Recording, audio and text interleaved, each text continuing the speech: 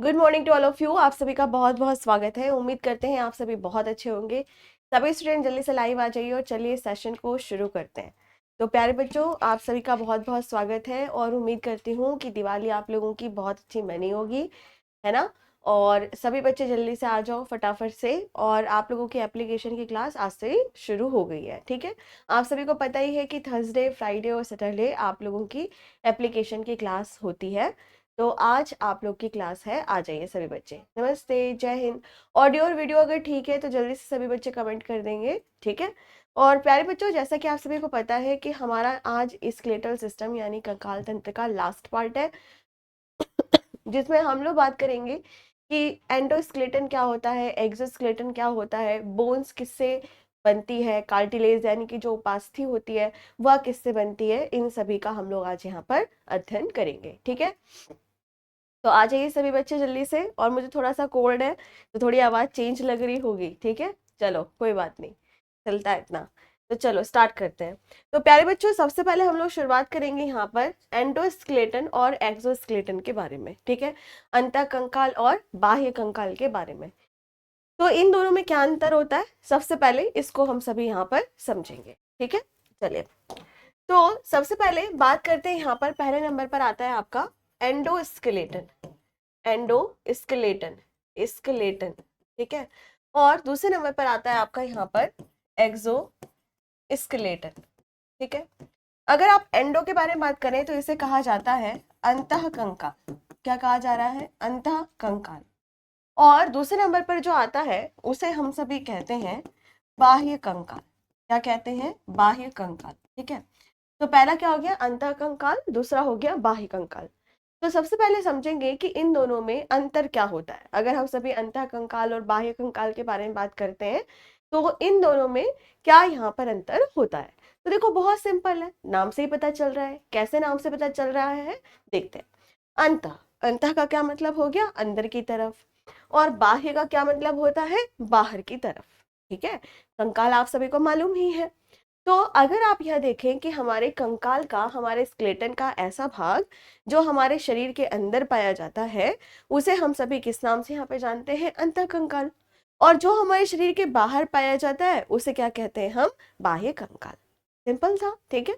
अब जैसे मान लो, अगर हम अपने आप को देखें तो हमारे शरीर में ना दोनों तरह के कंकाल पाए जाते हैं। कैसे पाए जाते हैं? अगर हम अपनी हड्डियों को देखते हैं तो जो हमारी हड्डियां होती हैं वो हमारे शरीर के अंदर पाई जाती है। और इसी तरह हम कह सकते हैं कि हमारे शरीर में अंतः कंकाल उपस्थित है। क्या हमारे शरीर में बाह्य कंकाल भी उपस्थित है? हाँ है। कैसे? अगर हम अपने नाखूनों के बारे में बात करते हैं, या फिर जो मवेशी प्राणी होते हैं जैसे कि गाय, बकरी, घोड़ा, है ना, इनकी अगर आप बात करते हो तो इनके जो सिंग होते हैं और इनके पैरों पे खुर पाए जाते हैं। तो इनकी अगर हम बात करें तो इनको क्या कहा जाता है? बाह्य कंकाल कहा जाता है। तो जो मैमल्स होते हैं उनमें अंतः कंकाल और बाह्य कंकाल दोनों पाया जाता है। यानी कि जो स्तनधारी प्राणी होते हैं उनमें ये दोनों पाया जाता है, ठीक है। तो सबसे पहले हम लोग इसका अंतर समझेंगे और इसका उदाहरण समझेंगे कि किन में अंतः कंकाल पाया जाएगा और किस में बाह्य कंकाल यहाँ पर पाया जाएगा, ठीक है।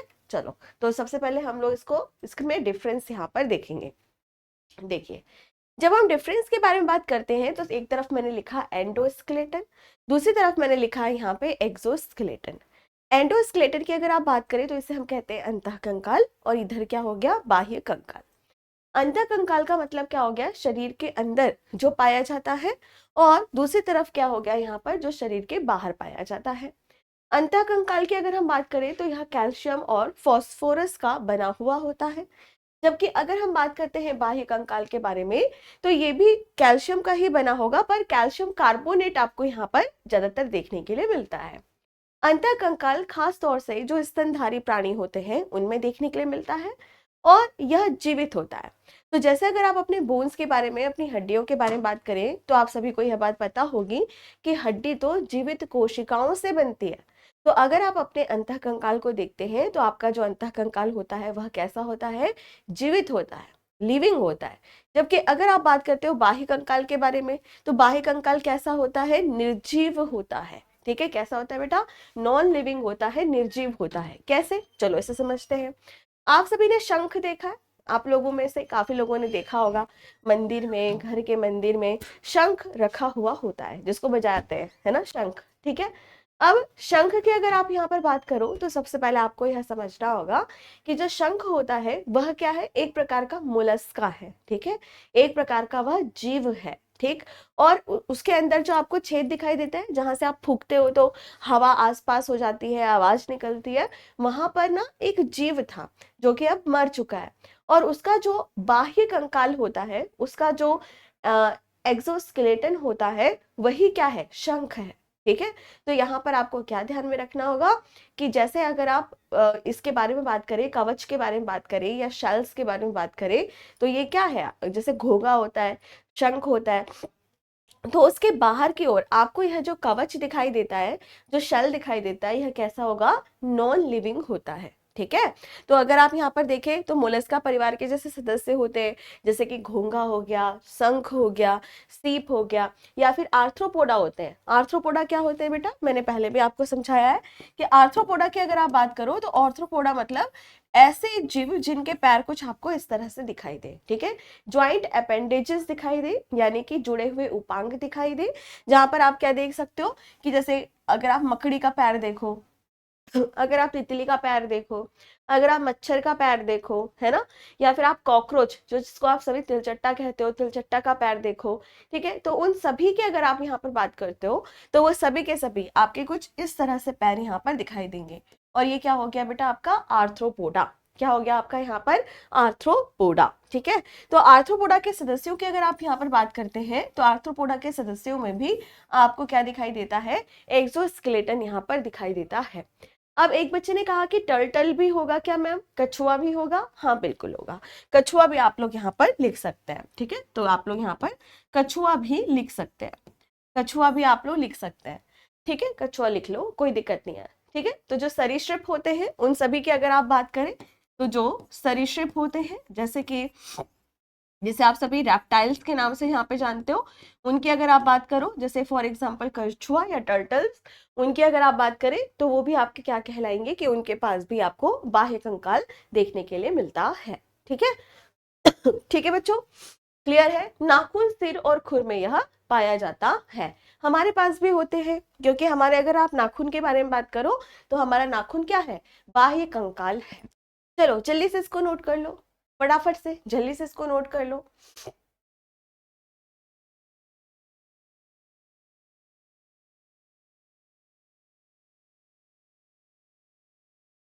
कर लिया नोट बेटा, सभी ने कर लिया नोट इसे। चलो अब आगे हम नेक्स्ट पॉइंट की ओर यहाँ पर बढ़ते हैं। ठीक है, तो ये तो क्या था हमारा, एक्सोस्केलेटन और एंडोस्केलेटन। अब हम लोग यहाँ पर बात करेंगे किसके बारे में, अब हम लोग यहाँ पर बात करेंगे कि जो बोन्स होती हैं वह कैसे बनती हैं, बोन्स की कोशिकाओं को क्या कहा जाता है, और उपास्थि यहाँ पर क्या होती है। ठीक है, इसको हम सभी यहाँ पर अब पढ़ेंगे। चलिए, तो सबसे पहले हम लोग यहाँ पर जब हम अपनी हड्डियों के बारे में बात करते हैं, उपास्थि के बारे में यहाँ पर बात करते हैं, तो जो भी हमारी हड्डियां होती हैं वह कैसी होती हैं, काफी कठोर होती है, काफी हार्ड होती है, काफी मजबूत यह होती है। दूसरे नंबर पर यह लोचदार नहीं होती, यह इन इलास्टिक होती है। लोचदार का क्या मतलब है, लचीलापन। जैसे कि अगर आपके पास रबड़ बैंड है, और रबड़ बैंड कैसे होता है, उसको आप लोग आसानी से खींच सकते हो, प्लास्टिक है, रबड़ बैंड है, उसको आसानी से आप मोड़ सकते हो, उसकी इलास्टिसिटी होती है, उसमें इलास्टिक क्षमता होती है। लेकिन अगर आप हड्डियों के बारे में बात करते हैं तो हड्डियों में कोई भी इलास्टिसिटी नहीं होती है, कोई भी लोच आपको यहाँ पर नहीं दिखाई देता है। और यह कैसी होती है, हमारी हड्डियां काफी कठोर होती हैं, काफी रिजिड यह यहाँ पर होती हैं। दूसरे नंबर पर मैंने क्या बताया, यह काफी मजबूत होती हैं। कैसी होंगी, यह काफी मजबूत होती है। और इसकी जो उत्पत्ति होती है वह किससे होती है, मेसोडर्म से होती है। किससे होगी बेटा इसकी उत्पत्ति, मेसोडर्म से इसकी उत्पत्ति होती है। और जो भी हमारी हड्डियां होती हैं वह कैसी होती हैं, संयोजी ऊतक कहलाती हैं। क्या कहलाती हैं, संयोजी ऊतक कहलाती हैं, कनेक्टिव टिश्यू कहलाती हैं। आप सभी को याद यहाँ पर होगा कि मैंने आप लोगों को पढ़ाया था कि तरल संयोजी ऊतक किसे कहते हैं, रक्त को कहते हैं, ब्लड को कहते हैं। कठोर संयोजी ऊतक, यानी यहाँ पे आप कहोगे कि सबसे कठोर संयोजी ऊतक कौन सा होता है, सबसे हार्डेस्ट कौन सा यहाँ पर कनेक्टिव टिश्यू होता है, हमारी बोन्स होती है। और जो मुलायम संयोजी ऊतक होता है वह क्या है, कार्टिलेज होता है ना। तो ये मैंने आपको पढ़ाया है। तो यहाँ पर आपको क्या ध्यान में रखना है कि जो भी हमारी हड्डी होती है वह किस ऊतक की बनी हुई है, संयोजी ऊतक से बनी हुई होती है। और इसका जो ओरिजिन होता है, इसकी जो उत्पत्ति होती है वह किससे होती है, मीजोडर्म से होती है। ठीक है, क्लियर है। चलिए, अब इसके आगे ना एक शब्द आता है ओस्टियोसाइट्स, है ना। तो यहाँ से दो तरह के प्रश्न आपसे पूछते हैं कि ओस्टियोसाइट्स क्या होता है, या फिर ओस्टियोसाइट्स किसका निर्माण करता है, या फिर हड्डियों की कोशिकाओं को क्या कहा जाता है। ऐसे अलग अलग क्वेश्चंस आप लोगों के यहाँ पर बनते हैं। तो आपको क्या ध्यान में रखना है, ओस्टियोसाइट्स देखो दो शब्दों से मिलकर के यह बना है, ओस्टियोसाइट्स। ओस्टियोसाइट्स, ओस्टियो, ओस्टियो का मतलब होता है हमारी हड्डियां, और साइट्स का क्या मतलब होता है यहाँ पर, कोशिकाएं। ठीक है, तो यहाँ पर क्या हो गया कि अस्थियों की कोशिकाओं को हम सभी क्या कहते हैं, ओस्टियोसाइट्स के नाम से यहाँ पर जानते हैं। और फिर आपको क्या ध्यान में रखना है, ओस्टियोलॉजी। और ओस्टियोलॉजी का क्या मतलब हो गया, ओस्टियो मतलब हड्डी, और लॉजी मतलब क्या हो गया बेटा यहाँ पे, अध्ययन करना। तो आपको क्या ध्यान में रखना है, स्टडी ऑफ बोन्स, यानी कि अस्थियों का अध्ययन करना क्या कहलाता है, ओस्टियोलॉजी यहाँ पर कहलाता है। चलिए नोट करिए इसको जल्दी से। मैम आपको सर्दी हो गई, बहुत भयंकर हो गई है। चलो कोई बात नहीं, चलो आप लोग पढ़ो इसे, लिख लो फटाफट से लिखो, चलो।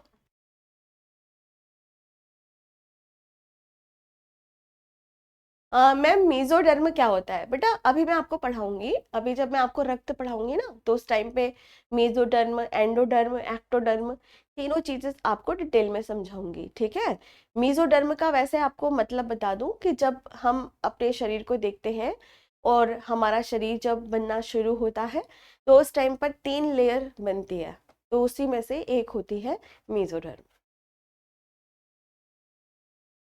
टॉपिक वाइज एमसीक्यू, ठीक है पवन। ओके, चलिए लिख लिया आपने सभी ने, सभी बच्चों ने लिख लिया इसे, हो गया बच्चों,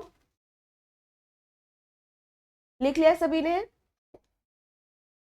चल, तो हमने यहाँ पर क्या पढ़ा कि अगर आप सभी ओस्टियोलॉजी के बारे में बात करते हैं तो ओस्टियोलॉजी का क्या मतलब होता है, यहाँ पर अस्थियों का निर्माण होना, सॉरी अस्थियों की कोशिकाओं को हम सभी ओस्टियोसाइट्स कहते हैं। और फिर आता है ओस्टियोलॉजी, ओस्टियोलॉजी का क्या मतलब होता है, अस्थियों का अध्ययन करना। ठीक है, अब इसके आगे हम लोग नेक्स्ट पॉइंट की ओर बढ़ते हैं कि हड्डियों का निर्माण हो रहा है। क्या हो रहा है बच्चों, हड्डियों का निर्माण हो रहा है। तो क्वेश्चन पूछा जाता है कि हड्डियों के निर्माण होने की जो प्रोसेस होती है, जो प्रक्रिया होती है, उसे हम किस नाम से यहाँ पर जानते हैं। ठीक है, तो इस तरह से भी आपसे पूछा जाता है। ठीक है, तो चलो देखते हैं, यहाँ पर सबसे पहले समझते हैं फिर नोट करना। यहाँ पर एक शब्द आता है जिसे हम सभी कहते हैं ओस्टियोजेनेसिस। क्या कहते हैं यहाँ पर हम सभी, ओस्टियोजेनेसिस, डॉक्टर जैसे लग रहे हैं। अच्छा थैंक यू बच्चों, लेकिन मैं तो खुद आज बीमार हूँ। ठीक है चलो कोई बात नहीं। तो ऑस्टियोजेनेसिस, ऑस्टियोजेनेसिस का यहाँ पे क्या मतलब है, ओस्टियो और जेनेसिस, ऑस्टियो, ऑस्टियो की अगर आप यहाँ पर बात करें तो ऑस्टियो का मतलब होता है यहाँ पर हड्डी। ठीक है, और जेनेसिस की अगर हम यहाँ पर बात करते हैं तो जेनेसिस का क्या मतलब होता है, निर्माण होना, बनना। ठीक है, तो जब कभी भी हड्डियों का निर्माण हो रहा है, फॉर्मेशन हो रहा है, सिंथेसाइज हो रहा है, उस सभी की अगर हम यहाँ पर बात करें तो उसे क्या कहा जाता है, ओस्टियोजेनेसिस, यानी अस्थियों का निर्माण होना क्या कहलाता है, ओस्टियोजेनेसिस यहाँ पर कहलाता है। ठीक है? आगे हम बात करते हैं कि हड्डियां जब बनती हैं तो सबसे ज्यादा कैल्शियम कार्बोनेट और कैल्शियम फॉस्फेट का उपयोग किया जाता है। तो अगर आपसे कभी यह पूछा जाए कि आपकी हड्डियों में कौन से मिनरल्स पाए जाते हैं, कौन से खनिज पाए जाते हैं, आपकी हड्डी में कौन से तत्व यहाँ पर मिलेंगे, कौन से यौगिक यहाँ पर मिलेंगे, कौन से मिनरल्स यहाँ पर मिलेंगे, तो आपको सीधे सीधे आंसर करना है कि जब हम अपनी हड्डियों के बारे में बात करते हैं तो हड्डियों में कैल्शियम कार्बोनेट और जो कैल्शियम फॉस्फेट यहाँ पर पाया जाता है। ठीक है, अब जब हड्डियों का निर्माण यहाँ पर होता है ना, तो हड्डियों का निर्माण करने के लिए दो तरह की कोशिकाएं, दो तरह की सेल्स यहाँ पर कार्य करती है। ठीक है, ध्यान से सुनो, हड्डियों के निर्माण की अगर हम बात करें तो हड्डियों का निर्माण कौन कर रहा है, दो तरह की कोशिकाएं यहाँ पर हड्डियों का निर्माण करती है। ठीक है, पहले नंबर पर जो होती हैं उसे हम कहते हैं ओस्टियोब्लास्ट, और दूसरे नंबर पर जो होती हैं उसे हम कहते हैं ओस्टियोक्लास्ट। ठीक है, तो यहाँ पर आप क्या देखोगे कि हड्डी का जब निर्माण होता है तो दो तरह की कोशिकाएं यहाँ पर हड्डियों के निर्माण के लिए कार्य करती हैं। पहला होता है ओस्टियोब्लास्ट और दूसरा होता है ओस्टियोक्लास्ट। अब इनका क्या काम होता है, ये क्या होती है?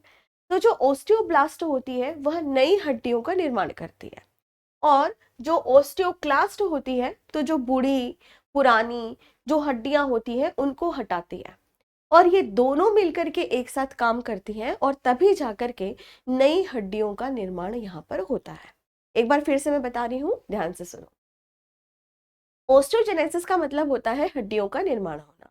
ठीक है, हड्डियों का निर्माण होना। दूसरे नंबर पर हमने क्या समझा कि हड्डियों का निर्माण हो रहा है और यहाँ पर आपको दो तरह की कोशिकाएं दिखाई देती हैं, या दो तरह की कोशिकाएं दिखाई देती हैं जो हड्डियों का निर्माण करती हैं। पहली होती है ओस्टियोब्लास्ट और दूसरी होती है ओस्टियोक्लास्ट। ओस्टियोब्लास्ट की अगर हम बात करें तो ये नई हड्डियों का निर्माण करती है, जबकि ओस्टियोक्लास्ट की अगर आप बात करो तो यह पुरानी और जो बूढ़ी हड्डियां हैं उसको यहाँ से हटाती है। ठीक है, चलिए नोट कर लीजिए इसको यहाँ पर।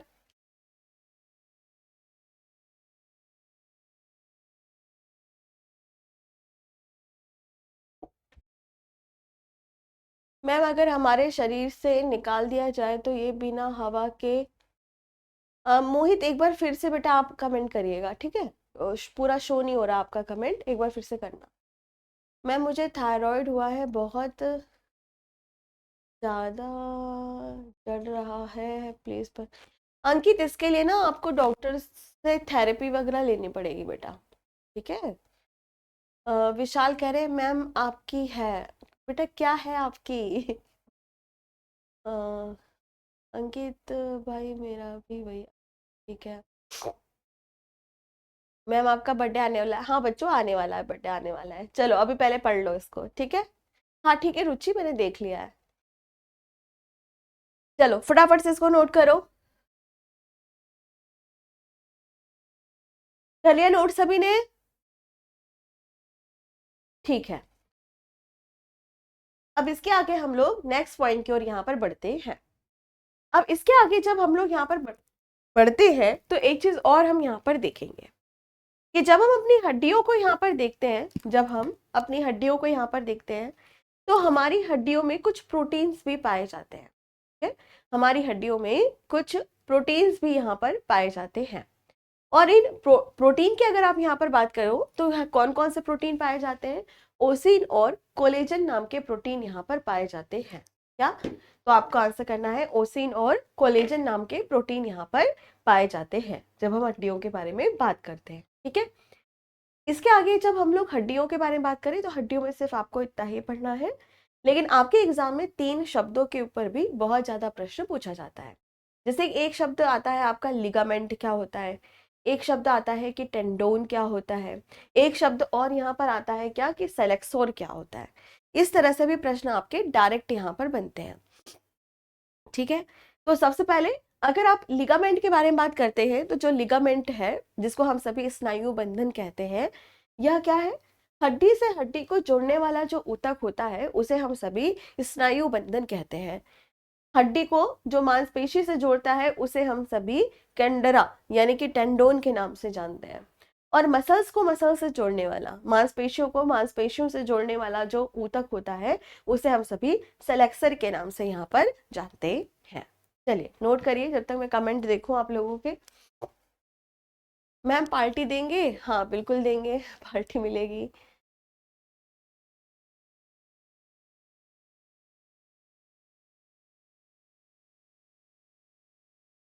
मैम मायोपिया को नेचुरली ठीक कर सकते हैं? नहीं, नहीं कर सकते।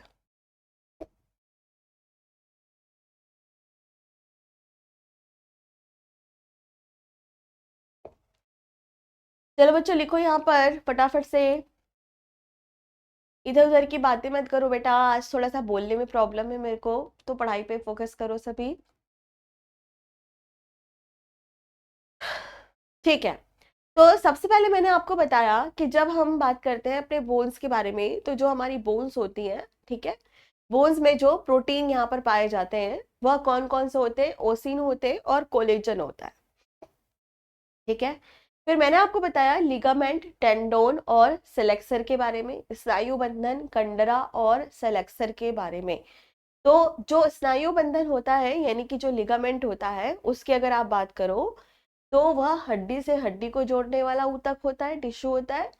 और अगर आप टेंडोन के बारे में बात करें तो हड्डी को मांसपेशी से जोड़ने वाला टेंडोन यानी कि कंडरा होता है। और सेलेक्सर की अगर आप यहाँ पर बात करें तो मसल्स को मसल से जोड़ने वाला यह होता है। ठीक है बच्चों, क्लियर है यहाँ तक? ठीक है, तो चलो पढ़ लिख लिया सभी ने यहाँ पर। चलिए, इसके अलावा आपके एग्जाम में और भी यहाँ पर कुछ पूछा जाता है। क्या पूछा जाता है? कि सबसे हार्डेस्ट कनेक्टिव टिश्यू कौन सा है, सबसे सॉफ्ट कनेक्टिव टिश्यू कौन सा है, और यहाँ पर जो सबसे ज्यादा आप कह सकते हो कि तरल संयोजी ऊतक यहाँ पर कौन सा होता है। ठीक है, तो इसके ऊपर भी प्रश्न यहाँ पर आपसे पूछा जाता है। ठीक है, तो इसको भी फटाफट से नोट करो, जल्दी से इसको नोट करो। हाइट कैसे बढ़ेगी बेटा, बताते हैं अभी। ठीक है, रुक जाओ, अभी थोड़ा रुक जाओ बेटा, आज इस तरह के प्रश्न मत पूछो, मैं ज्यादा अभी बोल नहीं पा रही हूँ, पढ़ाई पे फोकस करेंगे। ठीक है, कल परसों बता दूंगी मैं आपको कि हाइट कैसे बढ़ेगी। ठीक है,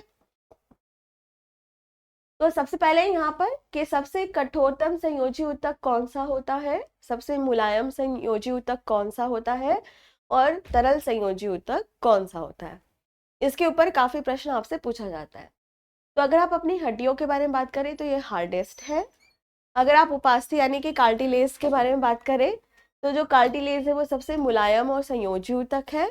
ठीक है, और फिर यहाँ पर हम बात करेंगे प्लांट्स सॉरी ब्लड के बारे में, रक्त के बारे में। तो जो रक्त होता है वह क्या है? तरल संयोजी ऊतक है। ठीक है, चलिए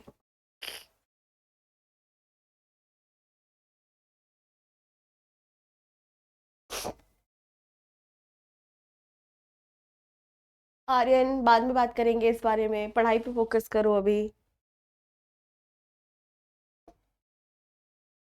कर लिया सभी ने नोट?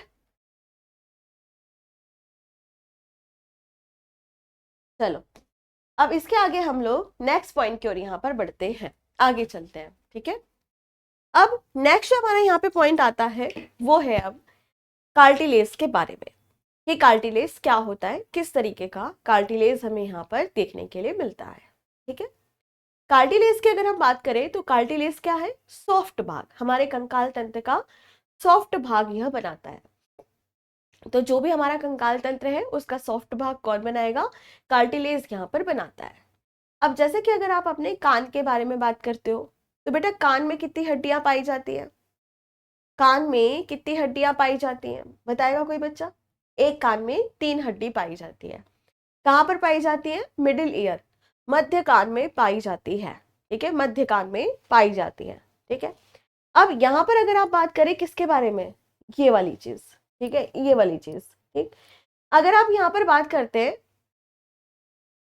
अखिल, अगर आप बेटा कमेंट करना छोड़ करके लिखोगे ना कॉपी में, नोटबुक में, तो जल्दी लिख जाएगा। आप क्या करते हो? कमेंट करते हो, इसीलिए लिख नहीं पाते हो। ठीक है, चलिए अब हम यहाँ पर बात करते हैं कि कान में हमें 3 हड्डी यहाँ पर देखने के लिए मिलती है। तो ये वाला जो हिस्सा आपको दिखाई दे रहा है सॉफ्ट सा, ठीक है, जो आपके शरीर को बना रहा है। अगर आप नाक के बारे में बात करें तो नाक का ये वाला हिस्सा, ठीक है, सामने वाला हिस्सा, ये सब किससे बना हुआ है? कार्टिलेज से बना हुआ है। तो ये भाग कैसे होते हैं? सॉफ्ट होते हैं। कैसे होते हैं? यहाँ पर सॉफ्ट होते हैं, लेकिन यह आपके शरीर का निर्माण करते हैं। ठीक है, और ये कंकाल तंत्र के भाग यहाँ पर होते हैं। तो इसीलिए जब हम कार्टिलेज के बारे में बात करते हैं तो इसकी उत्पत्ति भी मेसोडर्म से ही होती है। और यहाँ पर आपको ध्यान में रखना है कि यह काफी मुलायम होता है और काफी लोचदार होता है, काफी इलास्टिसिटी इसके अंदर आपको देखने के लिए मिलती है, और काफी फ्लेक्सिबिलिटी आपको यहाँ पर देखने के लिए मिलती है। आगे हम यहाँ पर बात करते हैं कि जब आप अपनी उपास्थि के बारे में बात करते हैं तो आपकी जब उपास्थि का निर्माण होता है, जब आपकी उपास्थि यहाँ पे बनती है, तो उस प्रोसेस को किस नाम से यहाँ पर जाना जाता है? तो आंसर आपको करना है कि इसे हम सभी कॉन्ड्रियोजेनेसिस के नाम से यहाँ पर जानते हैं। इस नाम से कॉन्ड्रियोजेनेसिस के रूप में हम इसे यहाँ पर जानते हैं।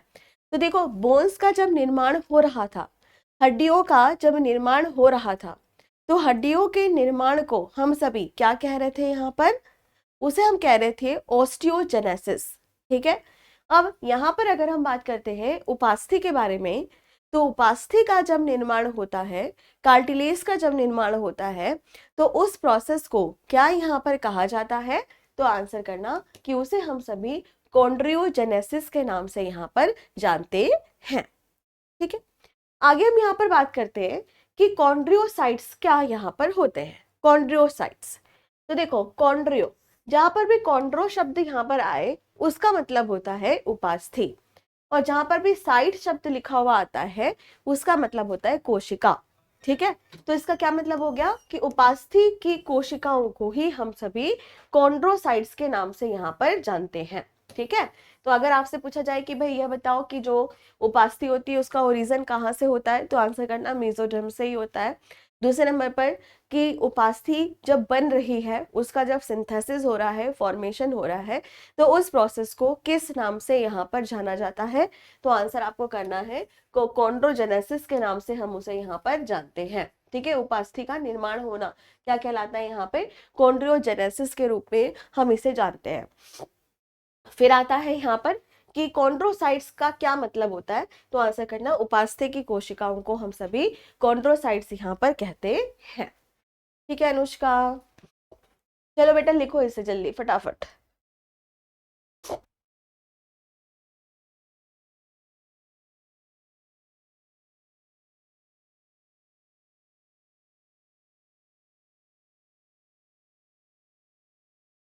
लिखिए जल्दी से, इधर उधर नहीं।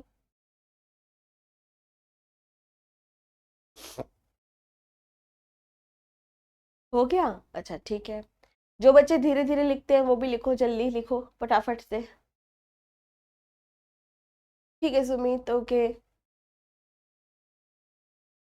चलो हो गया बच्चों, लिख लिया सभी ने? चलिए अब इसके आगे हम लोग नेक्स्ट पॉइंट की ओर बढ़ते हैं। आगे हम यहाँ पर चलते हैं। अब ना यहाँ पर एक शब्द आता है, एक शब्द यहाँ पर आता है जिसे हम सभी कहते हैं क्या? Hip arthroplasty. एक शब्द यहाँ पर आता है जिसे हम सभी कहते हैं हिप आर्थ्रोप्लास्टी। ठीक है। अब हम यहाँ पर समझेंगे कि इसका क्या मतलब होता है। ठीक है। चलिए, तो सबसे पहले हम बात करते हैं हिप आर्थ्रोप्लास्टी का मतलब होता है कि कुल्हे की संधि यानी कुल्हे का जो जोड़ है उसका प्रत्यारोपण करना। ठीक है। उसका प्रत्यारोपण करना। प्रत्यारोपण का क्या मतलब होता है, जिसको इंग्लिश में आप सभी ट्रांसप्लांटेशन के नाम से जानते हैं, कि वो एक चीज को हटा करके दूसरी चीज वहां पर लगा देना। तो ये जो प्रोसेस होती है इसे हम सभी क्या कहते हैं? हिप आर्थ्रोप्लास्टी के रूप में यहाँ पर हम जानते हैं। ठीक है। चलिए, तो ये जो चैप्टर था ये आप लोगों का खत्म हो गया है। कल आप लोगों का नया चैप्टर मैं शुरू करूंगी, ब्लड सर्कुलेटरी सिस्टम। ठीक है। तो कल आप लोगों का ब्लड सर्कुलेटरी सिस्टम यहाँ पर शुरू होगा, सभी टाइम से आ जाएंगे। और टेस्ट कब होगा बेटे? टेस्ट हो रहा है, कंकाल तंत्र का मैंने पहले ही टेस्ट आप लोगों से ले लिया था। ठीक है। चलिए ठीक है। अच्छा एक चीज और यहाँ पर है कि कुछ बच्चे पूछ रहे हैं कि हाइट कैसे बढ़ेगी। हाइट बढ़ाने के लिए सबसे बेस्ट है लटकना शुरू करो या फिर योगा करना शुरू करो। अगर आपको ऐसा लगता है कि हाइट तब भी नहीं बढ़ रही है, तो आप सभी क्या कर सकते हैं? किसी होम्योपैथिक डॉक्टर से, जिनकी मीठी मीठी दवाई आती है ना, छोटी छोटी गोली वाली। ठीक है। तो किसी अच्छे, ऐसे नहीं कि किसी के पास भी चले गए, नहीं, किसी अच्छे डॉक्टर से जाकर के आप दवाई लीजिएगा। तो अभी आपकी एज है ना, तो बढ़ जाएगी हाइट, परेशान मत हो। ठीक है। चलो, तो आज के सेशन को इतना ही रखते हैं। ठीक है। और कल आपको यहीं पर आ जाना है। कुछ बच्चे कह रहे हैं कहाँ पर आना है? अरे बेटा क्लास में आ जाना है। ठीक है। और इसके जो कुछ भी मैंने लिखाया है अभी तक, ये सब कुछ आप लोगों को नोट सेक्शन में थोड़ी देर में मिल जाएगा। ठीक है। तो मुझे थोड़ा सा कोल्ड है, इस वजह से आज थोड़ी जल्दी छुट्टी दे रही हूँ मैं आप लोगों को। बाकी ये पूरा चैप्टर खत्म हो गया है। ठीक है। चलो, तो आज के सेशन को इतना ही रखेंगे, कल फिर से मिलते हैं। आप सभी तब तक अपना ख्याल रखिए। Thank you so much, take care, bye bye, जय हिंद जय भारत।